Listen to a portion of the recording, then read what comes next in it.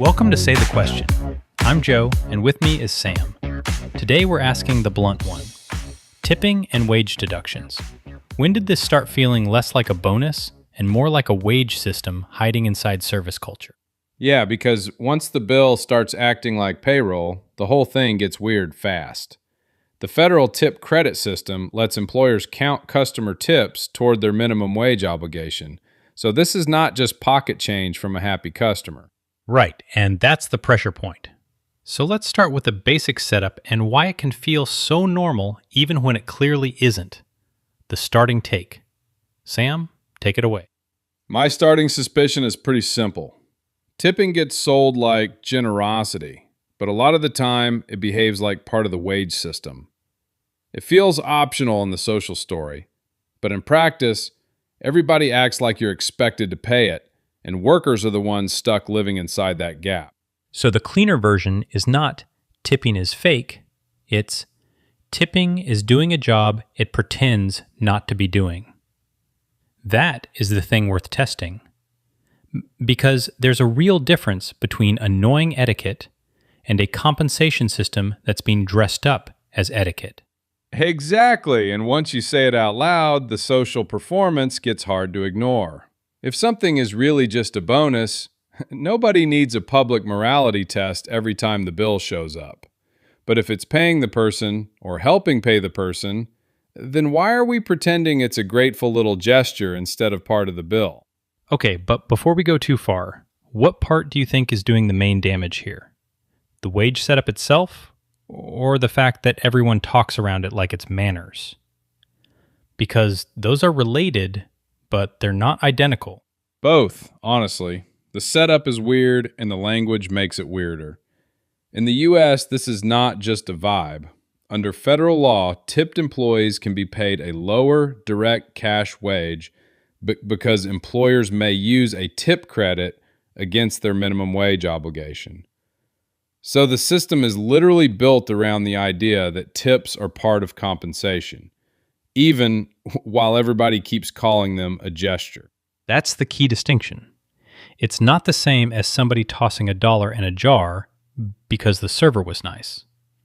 The law itself recognizes a category where tips are part of how the worker gets paid, which is why the word optional gets slippery fast. And then restaurants, delivery apps, all of that, they keep the softer language. They want service culture. That phrase does a lot of work. It makes the customer feel polite, makes the business sound warm, and makes the worker absorb the uncertainty, like that's just normal hospitality. It also blurs the line between a voluntary extra and a built-in charge. The IRS treats mandatory service charges differently from tips. If a restaurant adds a mandatory charge, that isn't a tip. So the system already knows the difference between you chose this and this was added to the bill. Which is a very elegant way of saying the language gets used to soften the edge. If it's a tip, the customer can feel like a good person. If it's a charge, they get mad at the price. So businesses have an incentive to keep the moral haze around it as long as possible. And to be fair, that doesn't prove bad intent every time. Sometimes it's just a messy legacy system that everyone keeps because changing it would force the ugly part into the open. But the ugly part is still there. Somebody has to explain who is actually paying the worker and how much of that burden is being pushed onto the customer. That's the historical part that makes it harder to dismiss as a cute custom. This didn't just appear as a spontaneous act of kindness from a nation of saints. The practice grew into a pay structure that saved employers money and encouraged workers to solicit tips, which is about as romantic as a spreadsheet. The spreadsheet line is doing a lot of lifting, but the point survives. The weirdness isn't only that people tip. It's that a system with wage logic gets narrated like a friendly civic ritual, and then everybody acts surprised when it produces guilt, pressure, and uneven income. And that's the practical problem for workers. When the money is tied to other people's mood, The job becomes part service, part audition, part emotional hostage situation. That is not a tiny side effect. That is the design. I buy that, with one caveat. Design can be clumsy without being an evil master plan. But if we're being honest, a clumsy design that depends on guilt still asks the same question of the customer. Are you being invited to reward good service? Or are you helping patch a wage model the business doesn't want to fully own? That's the question. And once you phrase it that way, the whole thing gets less cute fast. The first thing we should test next is who benefits from keeping it framed as service culture instead of wage reality, because that framing is doing real work. Yeah, and the honest standard is probably going to be simple. If the business wants the customer to treat it like a voluntary reward, the price and pay structure should look voluntary too. If it actually depends on the money, then call it what it is, and stop making everyone perform innocence around it. Okay, but let's stay on the part people actually feel, because that's where the suspicion comes from. The social story is doing a ton of work here. The worker's income can swing around. The customer gets that little guilt prompt at the screen, and everybody's acting like this is just a warm service ritual instead of a system where money and pressure are getting moved around in a very particular way. That's the pressure point. People don't just dislike tipping because the math is messy. They dislike being asked to participate in the payroll drama right at the moment they're trying to leave. It's one thing to pay for dinner. It's another to be handed a social test after the meal is basically over. Right, and the weird part is nobody says, here's your wage system. They say, we're being nice, and then the card reader turns into a little pressure test where you're expected to decide whether you're a decent person before you can breathe. Not exactly forced, but definitely pressured. So is the problem the payment structure or the social pressure wrapped around it? Because I can hear somebody saying, just tip if you want. But that misses the part where the whole setup is built so want and feel safe not doing it are not the same thing. It's both, but in different ways. The payment structure is the underlying issue if a worker's pay depends on extra money that isn't stable or fully predictable. The social pressure is the mechanism that keeps the structure working without calling attention to itself. That's why people feel cornered. The customer is the visible endpoint, but the business model set the terms. And that's why I don't think people are just being dramatic about it. Nobody loves feeling like the awkward adult in the room, especially when the system makes the awkwardness arrive at the exact moment you're trying to end the interaction. The worker shouldn't be treated like the villain, and the customer usually isn't either. It's the design that keeps handing everybody a weird little social job. That's the part worth keeping. When the norm is polite on the surface, but coercive in practice, people don't react to the abstract theory first. They react to how uneven it feels day to day. Some nights are fine, some are terrible, and nobody likes a compensation system that feels like a weather report. Exactly. And the digital checkout thing made it louder because now the guilt is staring at you before you even get your card back in your wallet. So, Joe, what part of this is actually about money and what part is just etiquette theater?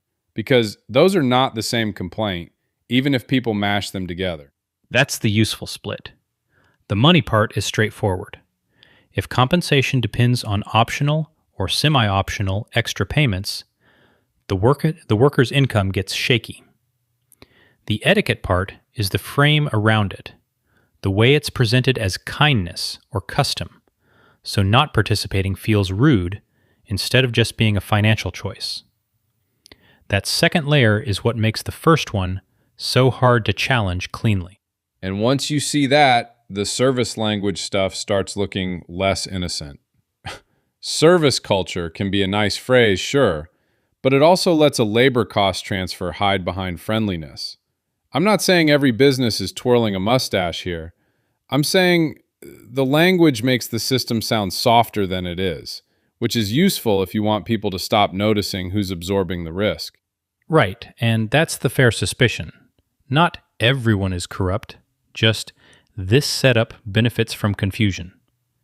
It's easier to keep something going when the customer thinks they're rewarding service, the worker is hoping the total comes out okay, and the business gets to describe the whole thing as normal hospitality. So the next question is the boring one. What exactly are we calling a tip? And when does it start acting like wages? Okay, before we keep dunking on the whole vibe of this thing, we should probably define the boring parts. Because people say tip like it means one thing, and then payroll people are over there doing arithmetic crimes in a polo shirt. That's the right move. In the federal system, a tipped employee is someone who customarily and regularly gets more than $30 a month in tips. So it's not just someone who got handed cash once. It's a job category with a real wage structure attached to it. So the tip is not really a cute little bonus at that point. It's part of the money the worker is expected to live on, even if everybody pretends it's just a spontaneous thank you from the customer. That's the part people don't like admitting out loud. That's the useful distinction. A tip can be socially framed as optional, but economically, it can be baked into the job. And in the wage credit setup, the employer can count tips toward minimum wage obligations, as long as the employee's direct cash wage plus tips reaches the required floor. Which is why the whole thing feels slippery. The customer thinks, I'm leaving a little extra. And the worker is thinking, cool, that little extra is helping replace pay I should just be getting. Those are not the same social story at all.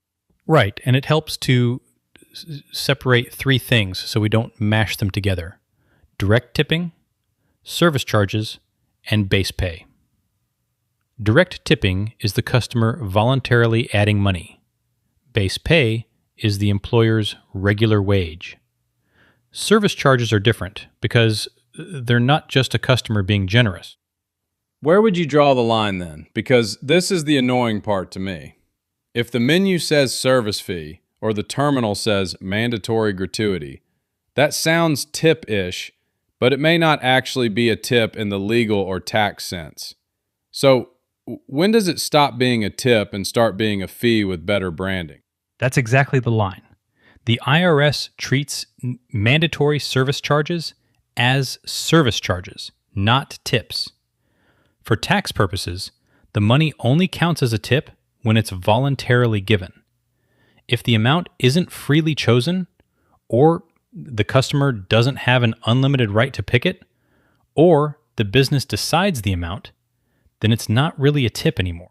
So the clean version is a real tip is optional in the actual decision, not just optional in the brochure language.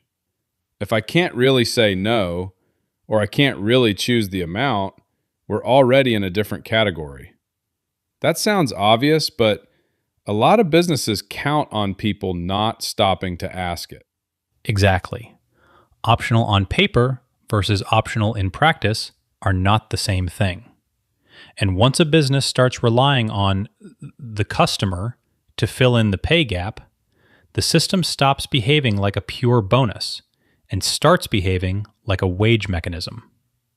That does not automatically make it illegal or evil, but it does change what it is. That is the part that makes the language feel fake.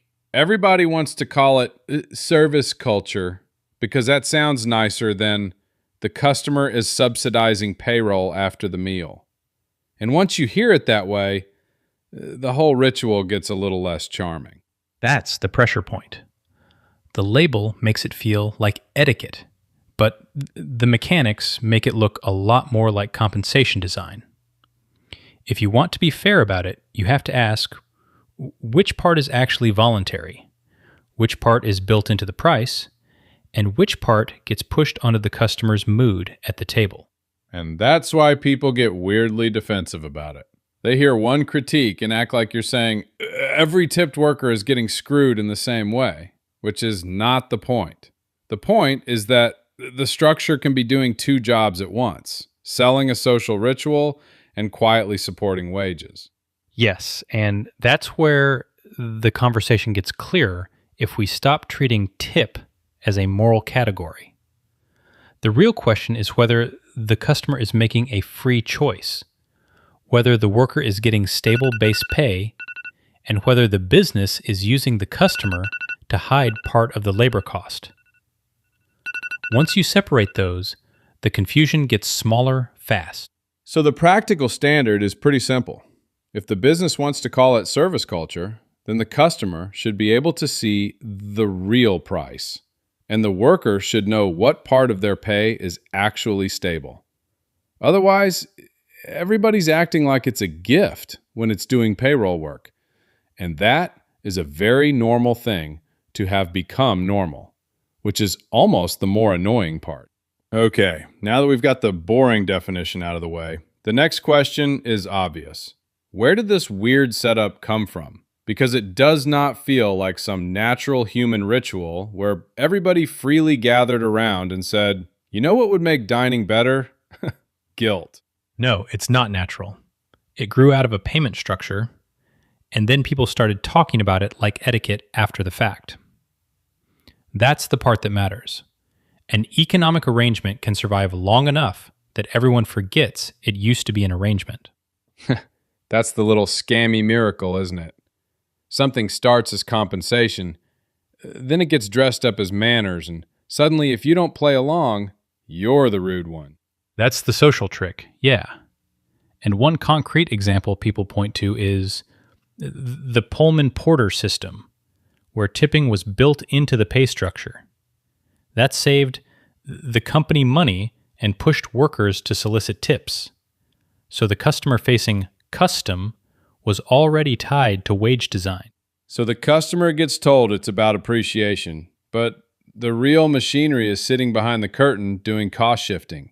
That's not proof every modern tip is the same thing, obviously, but it does explain why this whole thing feels sticky and weird. Right, and we should be careful not to flatten all of tipping into one origin story.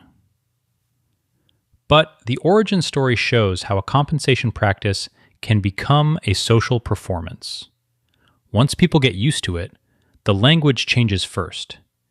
Pay becomes service, and the awkward wage question gets translated into a courtesy question. That translation is doing a lot of work, because once it's framed as courtesy, the person paying feels like they're being evaluated morally, and the worker is stuck performing gratitude for a system they didn't design. And that's why these things hang around. Not because they're elegant, but because they're familiar. The old structure survives by becoming normal enough that people stop noticing the original bargain underneath it. And then Am I overstating it if I say the whole system basically learned to hide its plumbing? Because that's what it feels like when people say service culture instead of, here's a wage gap and a social script. That's the sharper version, yes. I'd just put one fence around it. Not every use of the word service is a lie, and not every tip is a hidden wage deduction. But as a broad habit, the language often softens the fact that someone is still depending on the customer to close the pay loop. That's fair. I'm not trying to say every person using the word is running a con. I'm saying the framing does a lot of the heavy lifting. And once people accept the framing, they stop asking the ugly question. Why is this worker's income still hanging on my mood? And that's where the history matters.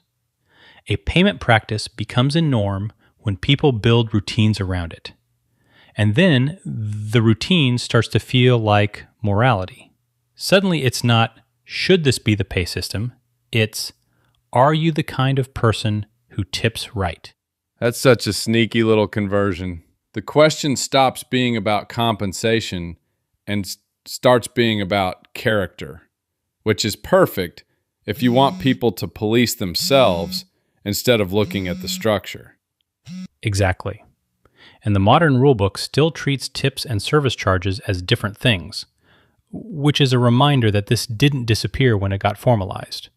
It got cleaned up, renamed, and left in place. So the old system didn't vanish. It just learned better manners. Pretty much. But the useful next question is what that politeness is buying for the people who like the arrangement as is. If the thing keeps surviving because it feels normal, that's not a moral proof.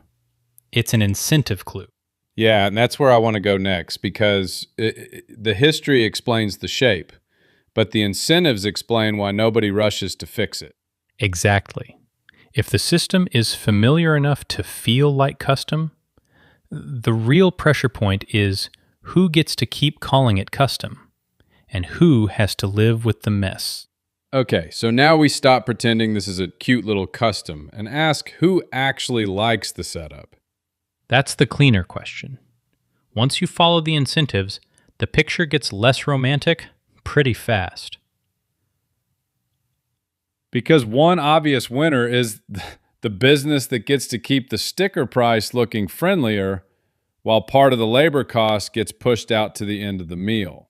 And that's not just a vibe. Under the federal tip credit system, employers can count customer tips toward their minimum wage obligation. So the direct wage bill can be lower than it would be in a fully baked-in wage model. So the customer isn't just being generous after the fact. They're getting quietly recruited into the compensation system with a smile and a receipt. That's the useful version of it, yes. Not payroll in the literal legal sense, but socially, the customer starts to function like part of the pay process instead of just someone rewarding good service. And then the guilt does a lot of the enforcement. If you don't tip the way people expect, suddenly you're the jerk, not the person setting the price structure.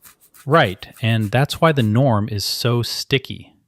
Businesses get to offload part of the unpleasantness of paying labor, and the awkward policing gets handed to customers and workers instead of living entirely inside the company ledger. Which is kind of impressive in the worst way. The business gets the convenience, the customer gets the social pressure, and the worker gets to live with the income weirdness. And the language matters too. Hospitality makes it sound personal, like you're evaluating the person in front of you, when a lot of what's happening is structural. The system turns a compensation choice into a character test. That's the thing that bugs me. It's not just, do you like this server? It becomes, are you a decent person? And that's a ridiculous amount of moral drama for a bill. So is your real objection the price structure or the way the social pressure lands on the customer? Because those aren't exactly the same complaint. Both, honestly. If the menu says one thing and the real cost shows up later, that's annoying. But the social pressure is the part that makes it feel like everyone is pretending this is voluntary when it's really doing wage math in public. That's the better distinction. A fee can be honest even if people hate it. A tip can be voluntary in theory and still operate like a built-in expectation in practice. The problem isn't only that the money moves, it's that the system depends on people not noticing how much of the payment has become ceremonial. And workers are the ones who feel that ceremony first. Their income can swing depending on shift, location, and whatever mood the room is in that night. That's not a great way to price a person's rent. No, and to be fair, not every business is doing the same thing for the same reason. Some places are just locked into the norm because everybody else is doing it, and changing it can feel risky. But the result still lands in the same place. Lower direct wages, higher social friction, more uncertainty pushed onto the worker. That's important because I don't need a cartoon villain here. The more boring version is almost worse. Everybody sees the weirdness, nobody wants to be the first one to pay it all up front, and the whole thing keeps running on habit. Exactly. And that familiarity is why the norm can survive, even when people complain about it.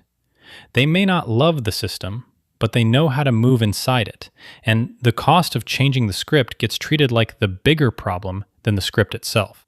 So nobody has to openly say, we're shifting compensation onto the table at the end.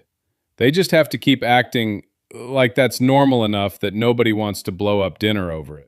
Right, and that's why the framing stays so useful.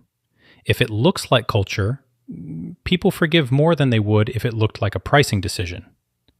And if it looks like a pricing decision, then you start asking, who gets the benefit? Who absorbs the uncertainty? And who has to play along just to keep the room comfortable? Which is the part that really tells on it. Businesses get flexibility, customers get guilt and a lower sticker price up front, and workers get income that can swing around depending on everybody else's mood. That's the basic shape of it. And none of that requires anyone to openly say, we're shifting part of compensation onto the table at the end, which is exactly why the framing stays so useful. Right. It survives because it can hide as culture while behaving like a pay system. And the next thing to look at is the money trail itself. How the compensation actually moves day to day, what the worker can count on, and where the transparency breaks down. Okay, let's stop treating this like a vibe and look at the actual money plumbing. If a tip job runs on a low direct cash wage plus customer tips, then the customer is not just being nice. They're part of how the paycheck gets assembled. That's the basic structure, yeah. Under federal rules, tipped work can involve a direct cash wage and a tip credit. So the base pay and the tip flow are already linked before anyone says the words service culture. The customer is still paying for service, but they're also helping fill in pay that the employer is counting on. Which is why the whole thing sounds cleaner than it is. People hear tips and think bonus, extra, reward. But in practice, a lot of it is just a compensation system that gets dressed up as politeness. And once you go past the surface, the money can get reshuffled inside the workplace too. Tip pooling can be allowed under certain conditions, so the money doesn't always stay with the exact person who got handed cash at the table. The customer sees one exchange. The workplace can turn it into a different distribution after the fact. So am I overstating it if I say the customer is being used as a payroll variable? Because that feels like the real trick here. Your table, your mood, your timing, and the worker's income all get tied together, whether anybody says that out loud or not. No, that part is fair. The cleaner distinction is that payroll variable describes how the system works, while exploitation is a stronger claim that depends on what the business is doing with that system. Sometimes it's just unstable pay. Sometimes it's a deliberate way to push risk onto workers and let customers absorb the awkward part of it. And even without any grand evil plan, the pay can still be absurdly uneven. One slow Tuesday, one bad section. One place where people just don't tip the same way, and the worker's income swings around like a slot machine somebody forgot to bolt to the floor. That's not a salary. And that's a before pay the bill system starts built to mixing wobble. categories. Mandatory service charges are not tips, so businesses can route customer-paid money through a fee system that gets treated differently from gratuity income. The customer thinks they are leaving money for the worker, but the business may be sending that money through a separate accounting path first. That's the slippery part. If the printed total isn't the whole story, the customer has to guess what went to the worker, what got tracked as a fee, and what part of the check was just there to make the business model easier to run. Exactly. And the IRS guidance telling workers to keep daily records and report tips regularly is basically the paperwork version of saying this income is variable and hard to predict. A salary tells you what you're getting. Tip income tells you to keep notes because the number changes with the room, the shift, and the day. So the fair standard is pretty simple. Say the base pay out loud, say what part is tips, say what part is fees, and don't pretend the customer is just tossing in a cute bonus. Once the money trail is visible, the ritual looks a lot less like generosity and a lot more like a workaround, which is why people get annoyed before they even do the math. Okay, once you strip out the financial plumbing, the polite story gets kind of flimsy. People say tips are a reward for good service, but practically, they act like part of the pay structure. That's the useful distinction. Reward is the social story. Pay structure is the economic function. Those aren't identical, but the second one explains a lot more of the pressure people feel when they have to decide what to leave. And the pressure is the part everybody keeps sanding off. Nobody wants to say, this worker is depending on your mood to make rent, because that sounds rude. And the politeness of the whole thing depends on not saying it that bluntly. It sounds rude because it's the honest version, and the polite version is easier to live with. But I wouldn't jump all the way to every tip is secretly a wage deduction, or every customer is acting in bad faith. That's too neat, and the real world is messier than that. No, not every tip. I just mean the whole setup asks customers to do wage supplementing while pretending it's all spontaneous appreciation. That is doing a lot of cosmetic work, and everybody is politely pretending not to notice the machinery under it. That's the better way to say it. The language keeps the exchange feeling voluntary and warm, even when the money function is pretty rigid. People like the warmth, businesses like the flexibility, and workers are the ones who have to live with the unevenness. So the public script is, I'm rewarding exceptional service, but the real world script is, I'm helping make this job viable. And those can both be true, but one of them is clearly carrying the load. The nice story gets read aloud. The ugly one gets paid. Mostly, yes. A good tip can absolutely be gratitude, and sometimes that's all it is. But the system doesn't rely on pure gratitude. It relies on customers absorbing part of the compensation burden and then acting like that burden is emotionally light. That's a very different thing from a pure bonus. So the question is whether the gratitude story is just a nicer wrapper, or whether it actually changes the transaction. Because if the wrapper is doing all the work, then the whole interaction is basically a little stage play with a subtotal at the end. It changes the transaction socially, which is why people cling to it. The wrapper makes everybody feel less exposed. The customer feels generous instead of conscripted. The business feels flexible instead of blunt, and the worker is left translating all of that into actual income. And that's the weird little bargain nobody says out loud. You're not just paying for service, you're also paying to keep the mood soft enough that everyone can pretend this isn't compensation math in public.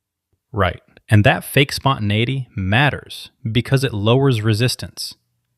If you call it what it does, a wage supplement wrapped in etiquette, people suddenly notice how much of the discomfort is being outsourced to the customer. That doesn't make every individual tip dishonest, but it does explain why the ritual feels heavier than the language admits. Is that the real trick then? The language makes the whole thing sound optional so nobody has to say the hard part. Because that feels like the core of it. Not the money itself exactly, but the way everybody is trained to describe the money like it's a compliment. Yeah, that's close. The description isn't harmless just because it's polite. It shapes who feels responsible for what. If you call compensation a gesture, you make it easier to ignore the unevenness built into it. That's why the nicer phrase survives. It reduces friction, even if it also reduces honesty. So the public version is service culture, and The real version is closer to compensation system with manners. That sounds harsher, but it also sounds more honest. And once you hear it that way, it's hard to unhear how much the soft language is doing for everybody else. That's the part that makes people uncomfortable. Not that the system exists, but that naming it plainly makes the hidden dependency visible. And once that dependency is visible, you can ask the fair question: what would have to change for the arrangement to be honest instead of just socially convenient? Yeah, and that question is exactly why people get prickly. Because the second you stop calling it pure gratitude, you're admitting the ritual has a job to do. It's not just about being nice. It's about keeping the whole thing from feeling like a bill nobody wants to name. And that's the useful place to end up for now.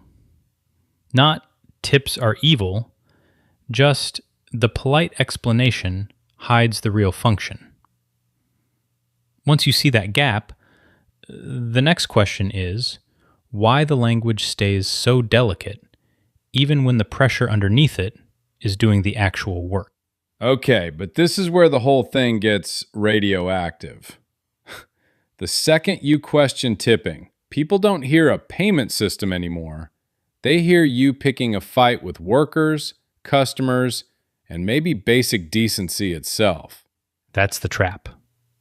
Once you touch tipping, the topic stops being just money and turns into a judgment about who's being fair, who's being stingy, and who's acting entitled. And that is why people get weird about it so fast. You're not talking about a number anymore. You're talking about whether somebody respects service work, whether a customer thinks they're above the rules, and whether the whole setup is pretending to be casual when it isn't. Right, and those are loaded categories. Service work is tied up with class, status, and who is expected to be pleasant while money changes hands. Which means even a mild question starts to sound like... Sounds like you're saying workers shouldn't get tipped at all. Exactly. Or customers hear it as, you should just shut up and pay more. Nobody thinks they're being asked to examine a structure. They think they're being accused of being cheap. And to be fair, that reaction isn't invented out of nowhere. A lot of people know tips are part of how workers make their money. So a sloppy critique can sound like you're brushing past the person doing the work. So what part of the discomfort is actually fair, and what part is just people not wanting to hear the awkward version out loud? The fair part is that a blunt critique can easily sound like contempt for workers or a lecture to customers. The unfair part is pretending that means nobody is allowed to notice the pressure, the uneven income, or the way the business shifts the burden onto the table instead of owning it in the price. And that's why people get theatrical about it. Publicly, they act like they're defending hospitality. Privately, they're annoyed, confused, or just doing the math on the receipt and hating the whole ritual. There's a lot of virtue performance in this topic. People like the moral glow of saying they value service, but they also hate feeling trapped by a prompt, a screen, or a social expectation they didn't really agree to. And if you say that out loud, somebody immediately hears, I don't care about workers, which is not what you said, but now you're in the defensive crouch before the argument even starts. Because the topic is loaded with status. If you work in service, people don't want to sound like they're talking down to you. If you're a customer, you don't want to sound like you're announcing that you're above paying for the thing. So everybody's trying to stay on the morally approved side of the conversation, and the result is that nobody says the plain version, which is probably why the plain version feels so aggressive when it finally shows up. Yeah, because the plain version forces a choice. Are you criticizing the system, or are you sneering at the people inside it? Those are not the same thing, and people keep collapsing them together because it's easier than being precise. So the next question is where that line actually sits, because I don't want the standard to be never complain, and I also don't want anything goes as long as you call it critique. That's the line to draw next. Fair criticism has to survive contact with the actual worker and the actual customer. If it only works as a cheap shot, it is not doing the job yet. Okay, now that the taboo part is out in the open, where's the line between useful criticism and just being a jerk about it? Because that's the part people keep skipping. They act like if they can smell something rotten in the system, that automatically gives them permission to go hunt for a worker to scold. That's the clean version of it. Critique the system, not the person who depends on it. If your complaint is landing on the server, the bartender, the cashier, whoever is standing there trying to survive the shift, you've already wandered off the point. You're not exposing the structure anymore. You're just using the structure as an excuse to be unpleasant. That's the part people like to pretend they don't understand. Because it's very easy to be loud online about how you've seen through the whole thing, and then suddenly the person taking your order is supposed to be the face of your moral awakening. That's not criticism. That's just choosing a soft target and calling it courage. And the reverse mistake is real too. Some people use anti-tip language like it's a costume for contempt. They're not trying to improve the setup or even understand it. They just enjoy the feeling of being the one person in the room willing to make a scene, which is a very cheap kind of power. So where would you actually draw the line? Like if I say the model is ugly, confusing, and loaded with pressure, that feels fair. If I turn around and make the worker absorb my entire opinion of the model, that feels gross. But what about just refusing the whole ritual in the moment? Is that a real boundary, or am I dressing up the same move in better language? That's where the practical test comes in. You can oppose the model and still behave responsibly in the moment. If you are sitting at the table, the worker is not the place to stage your philosophy lesson. The cleaner version is, I can think this setup is bad, and I can still refuse to turn my discomfort into an immediate penalty for the person who had the least control over the rules. Right, because the worker is already carrying enough of the mess. The business set the terms, the customer gets confused, and the person doing the service is standing there trying to keep the whole thing from becoming a fight over $10 and everybody's self-respect. That's a pretty bad place to dump your principles. Exactly.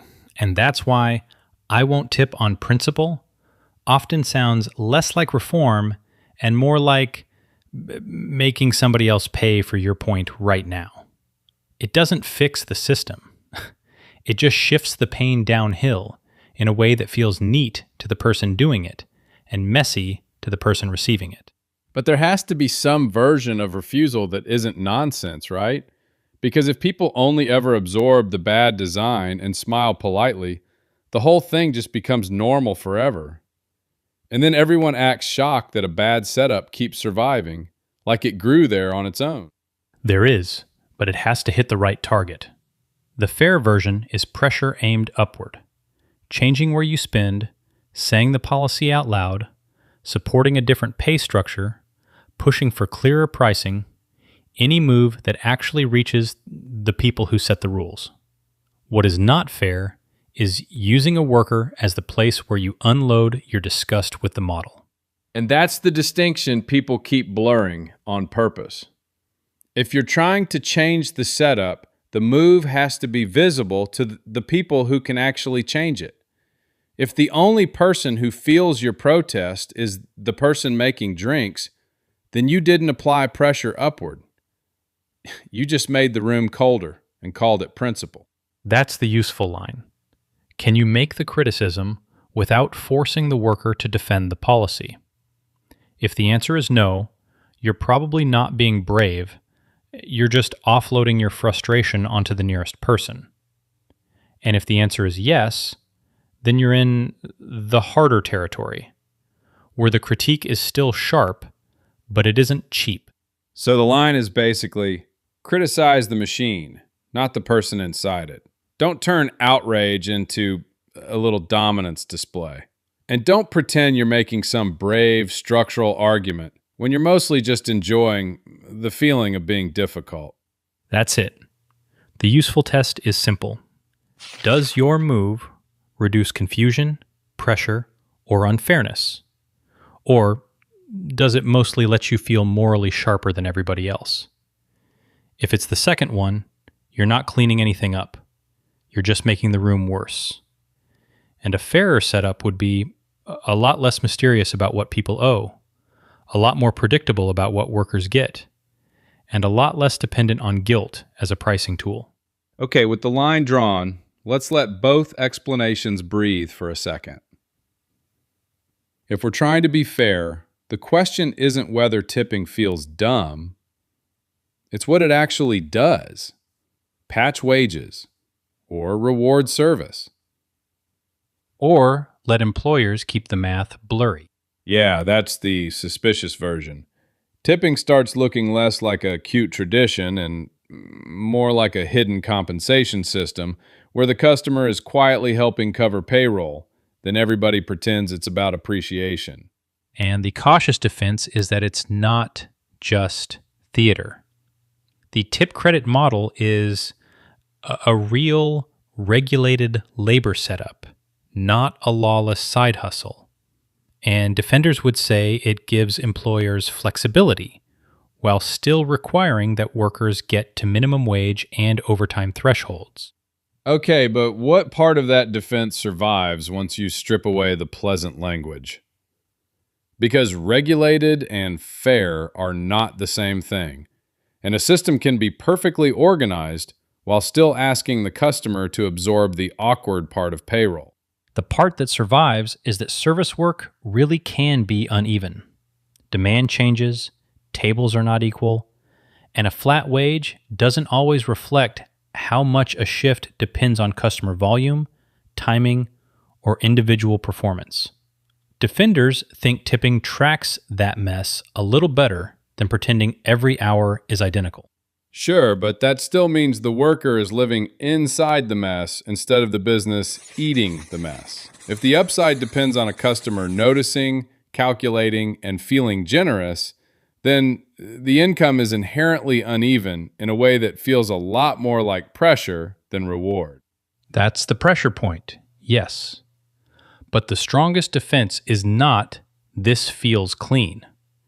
It's that in a broken labor market, some people would rather have a system with upside, flexibility, and some link to performance than a purely flat setup that makes every bad shift feel unrecoverable. Right, and that's the part I don't want to parody. There is a real emotional appeal to maybe tonight I do better because I worked harder or the room was full. I get why that story survives, but it also means the whole model needs customers to participate in the compensation structure without ever really admitting that's what's happening. And defenders would point out that tipping can also spread compensation across the people who actually make the experience happen, not just the person standing closest to the table. Tip pooling exists for a reason. It's a way of saying the service is a team product, even if the customer only sees one face. So the customer gets turned into a moving part of payroll, whether they asked for that job or not. That's why the whole thing feels less like a bonus and more like a social ritual wrapped around a wage system, with guilt doing a lot of the heavy lifting. And that's also why the two honest takes can both exist without canceling each other out. The wage patch story explains the guilt, the uneven income, and the pressure. The incentive story explains why the model sticks around even when people hate it. The better question is which one explains the actual experience more often. I think the answer is that the hidden wage logic does more work than the romance of service culture. If tipping wants to keep any defense, it has to be honest about base pay, stop asking customers to decode the rules, and make tips feel like actual upside instead of a substitute for clarity. So the cleanest version, I think, is this. Tipping and that whole service culture language are not just a cute little custom. They often work like a wage system with extra steps. And the part that still bothers me is how much of the confusion gets treated like it's normal instead of like it's a design choice. That's the right landing spot. You don't have to claim every tip is some elaborate con to see that the framing is doing real work. It makes the customer feel generous, and it makes the worker absorb the uncertainty when the numbers don't line up cleanly. And that uncertainty is the part people gloss over. Everybody likes talking about hospitality and the warm vibe and the social ritual, but the worker is the one doing the math in their head, trying to guess whether the night is going to be okay or weirdly dead. Right, and to be fair, the system isn't imaginary. People do tip, people don't tip, and a lot of places build pay around that expectation, whether they say it plainly or not. So the honest complaint is not that tipping has no logic at all. It's that the logic gets hidden behind polite language and a softer story than the one people are actually living inside. Yeah, hidden behind polite language is exactly the issue. We call it service culture, hospitality, generosity, whatever sounds less blunt than the actual arrangement, which is that the customer gets pulled into finishing the compensation story after the sale. So is the problem mostly the framing or the structure underneath it? Because I can hear somebody saying, fine, the language is annoying, but that doesn't make the whole thing broken. It's both, but not in the same way.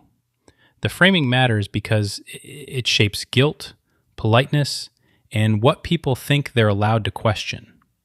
The structure matters because it leaves the worker with the unstable part of the deal, and then asks them to smile through the instability, like that's just part of the job. That's the part that feels off to me. Not that every business owner is twirling a mustache, but that everybody gets to enjoy the ambiguity except the worker, who has to live inside it and absorb the social consequences when the system feels stingy or confusing. Exactly. I just phrase it less as cartoon villain deception and more as offloading friction. The business keeps the pricing story soft, the customer gets to feel morally involved, and the worker becomes the shock absorber when any of that goes sideways. That's the unfair part that survives all the nicer words. Which is why the practical fix is not pretending people are saints, and it's not turning every menu into a philosophy seminar. It's just being more honest about what the price is doing and taking some of that pressure off workers so they're not forced to perform gratitude for money that was already supposed to be part of the deal. That's the standard I'd keep. If a business wants a tipping model, be straight about how it works, and don't hide the real cost behind a cute story.